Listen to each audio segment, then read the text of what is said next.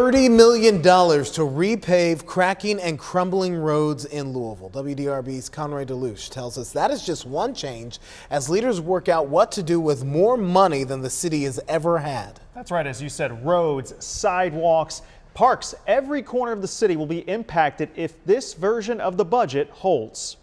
The process to break down a $1.3 billion budget is extensive. Voting is closing. Every cent impacts a life in Louisville. The way that you spend it this year is going to have a direct impact on what happens next year and the year after. That's why the committee members took a close look at spending, department by department. LMPD's $220 million budget was left untouched, but public safety goes beyond law enforcement. So in amendment talks, the council's focus turned to infrastructure. A lot of things that people have been asking us about for a long time, like improving our roads. Vice Chair Kevin Kramer says they saved millions by cutting unnecessary positions in some offices and by eliminating project spending in others. Kind of like the found money in the couch, right? And so what do you do with that? We wanted to make sure that we used it in a way that didn't increase our expenses going forward. Under the committee's current proposal, $30 million will repave roads, $1 million will go towards city alleys, and $3 million for new sidewalks.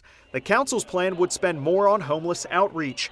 Millions will be spread across community parks, including $350,000 to replace the roof at the Iroquois Amphitheater. It's tough to quantify how important that is in the long term for the livability of the city and for the long-term fiscal impact of the city. The 11 Budget Committee members voted unanimously to rubber stamp the operating and capital budgets, pointing out that these extra projects will not add to the debt.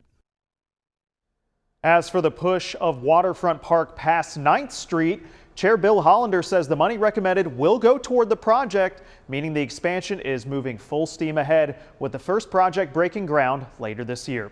Conrad DeLuche, WDRB News.